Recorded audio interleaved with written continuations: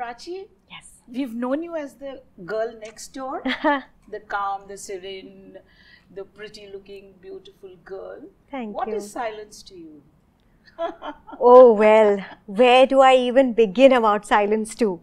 Silence 1 was very, very special for us. When we had to make Silence 2, you know how it is with sequels. You're always wondering, how do we make this even better? Because there is a certain promise to the audience. There is an unsaid promise and you have to deliver. Well, with Silence 2, there is so much happening that, I think we have tried our best to give the audience so many things about the movie, which kind of will keep them hooked, gripped, and because they are invested in these characters, in ACP Avinash, Sanjana, Amit, Raj, they already know us. So now they kind of can delve deep into teamwork, and उन्हें इस बार genuinely लगेगा कि जैसे वो हमारे साथ हैं, वो ये investigation कर रहे हैं, because it's not just one thing, it's not just one murder, there's something happening and then another and all of that. So उन्हें this time they'll really feel like they're with us for this.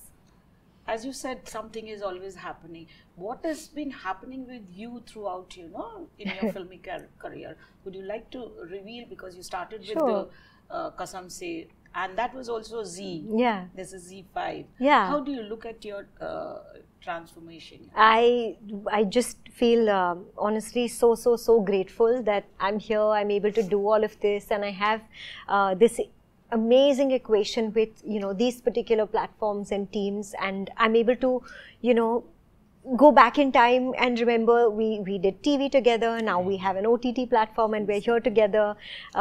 It's very special. I think for me there's been so much learning, because I started with television. That is a tough job, and I learned everything on set. Invaluable, priceless learning. And of course then films, and then there's OTT. I've experienced it all, and I'm loving it. I love it. I think it's important for everyone to experience different things, keep reinventing, or doing something that kind of gives you that novelty, so you're not stuck in one place, and I feel good about that. With Rock On, you rocked on. It's a special movie. Yeah. How do you look at, working with Ekta Kapur also, you must have learned so much from her. I mean, when I did my first show, Kasam Se, television was the superpower then. All of us at home were watching TV, and, all of us had these special times when, nobody can take the remote from you. If 9 to 9:30 is your time, then it's yours.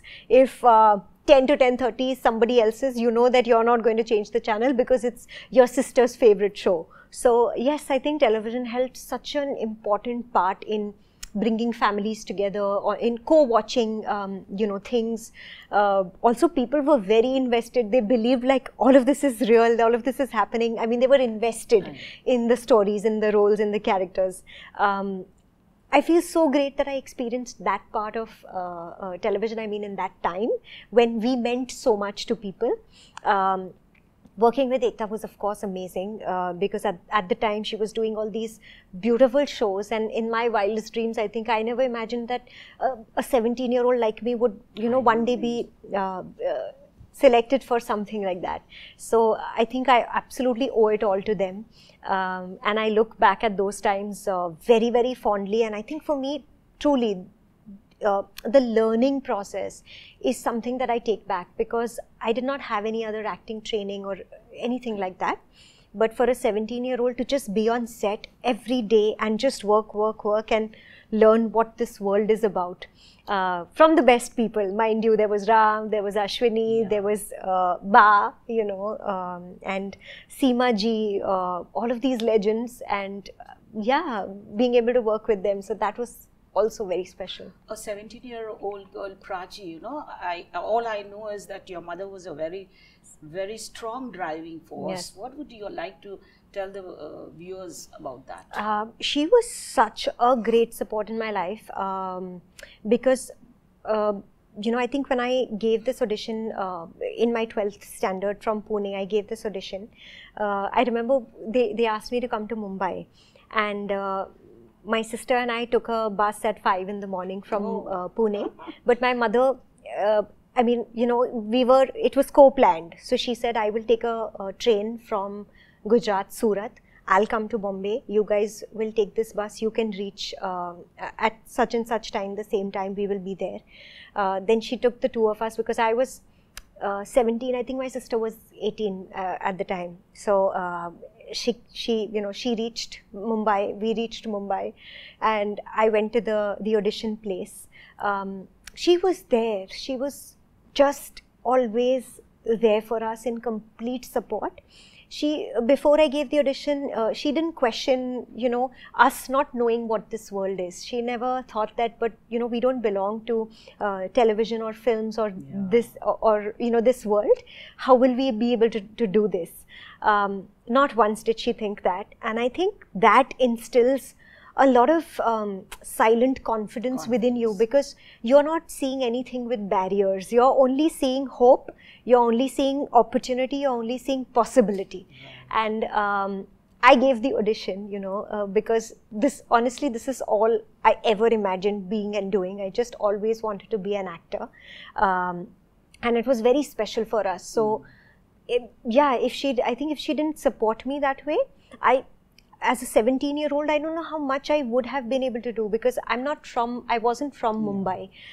So to come from high school and to be in a city that you don't know, and then figure out your work or opportunity there, that would have been tough. But it was all because of her that I was able to do all of it. Guys, Prachi has seen it all at a young age, Oh, yes. She has instilled confidence in her, but yet she has not been overconfident. And you've seen it all, you've done it all, from being the Goa ambassador, from being the host and working in the films and all that. What do you want to tell the new generation today, because they are too overconfident these days, it's good. But how do you tell them to balance their personal and professional assignments? I think, firstly, the biggest thing I would like to speak about is, drawing parallels between, we lived in a time where we barely had mobile phones. And now I think we are overexposed to everything. For us, small things, I think, made a big difference. We were excited about opportunities. We were very hopeful about things, and we worked towards them. Today, I think because there is so much going on, it's very difficult probably for people to be very clear about what they like, what they want to do, and which way they want to go. But the biggest factor, the biggest difference that I would like to talk about is, I think, for young people right now, for teenagers, we are also still young, but just saying. Very young. Just saying. You started early. For teenagers, because you're exposed to so much content all the time, just on your palms, and things are fleeting. Nothing holds your attention anymore. Everything goes by in 10, 20 seconds or 5 seconds even. That instant validation we all know about, everybody knows that's a menace. But it's that thing about not understanding that defeat or rejection or ups and downs are just the most basic part of life. So I just think that people today, they don't take defeat very well. And I mean small defeat or a big defeat, all of it. Learning the art of that, I think that is missing. And that is what I think mars a person's morale or their confidence or their, will to do things. Which is why, of course, now there are that many more cases of depression. I mean, there were before, it's just that we didn't talk about it. But yeah, things are kind of like that now because of this. I think people should just, young people, they just need to learn a little more patience and to learn how to handle defeat. That's it. We human beings, we don't tread on the path of roses. You must have faced rejections. How did you deal with those rejections? tried all of it. Ate ice cream, cried, locked myself up at home for days, did all of that. Well, I mean, you know, we all do that. Sometimes you go into a shell, sometimes you have really strong friends around you who, you know, who are there for support, so you're able to kind of overcome it. For me, I think overcoming rejection always was thinking back to what did I want to do in life? What would that teenager think of if she thought of being here in this position today? And it would just open my eyes. Because I mean, I don't come from this world. So for me, being an actor was all I ever dreamt about. I didn't know how any of this works, but just reminding myself that this is all that you always wanted to do. If not this, it's okay. Next. And then what? And then what? So I think it was just about reminding myself that this is where I always wanted to be. So it kind of got easier to stick by and stay put. And, you know, even if there were thoughts of packing your bags and leaving, it's like, it's okay. That thought will pass also. That sort of a thing, yeah. Prachi has got an open armed reception in Bollywood. Who are your friends around you know? And you have made your special, you know, space in Bollywood. I have to say that I have a great working equation with all my directors and co-stars and everybody. Would you like to name the directors? Well, all of them. Of course, right now there's Aban, there's Manoj Sir, there's Sahil Vakar. You know, for us, if you, I mean, ask most actors, it's, if you have this, I think, general knack of, you know, being close with your team, it gets very tough every time you have to move on. Because for us, you do a film, you have these great bonds and rappos and equations with people. And then it's like, okay, I have to leave this family behind and then move on. And then now there'll be another new family. It's always tough. Earlier, I think that is something which was very difficult for me to get over very soon. Also because I think I kind of get invested in my roles also, you know, I take them very seriously and everything. But then I kind of learned the art of, this is how it is, you know, it doesn't mean you're leaving these behind. It just means that you're going and making that many more friends and that many more families and bonds. So that's the thing, I think, for me. So all of them are like my special people. And yeah, they all hold like a very special place in my heart. You know, nowadays we have this social media. Does your life rally around the social media? Are you social media savvy? How do you get close to your fans? It's taken me these many years to be able to post once in a month. You know, I mean, that's how I don't mean savvy. I think it just, that's how social media active I am, is what I mean to say. But no, I think I've kind of stuck to my space where I feel like I don't need to overshare, or this is just me, you know, this is just how I am and this is my personality, as much as the job calls for, you know, being more active, being there a little more so that you can interact with your tribe, you know, more often. But I try my best, and this is how much I can do. And I like it that way. What are your forthcoming films? Well, you of course. did a Telugu movie also, no? Dhuta was actually my first ever Telugu web series. So first ever web series as well as first ever Telugu project. It was a lot of fun because, I mean, trust me, saying dialogues in a language that you don't know, that is an adventure on its own. It truly is. So it was a new learning for me. That was really nice. We just released a couple of months ago. And now there is Silence 2, which I'm really excited about. So this is our summer release.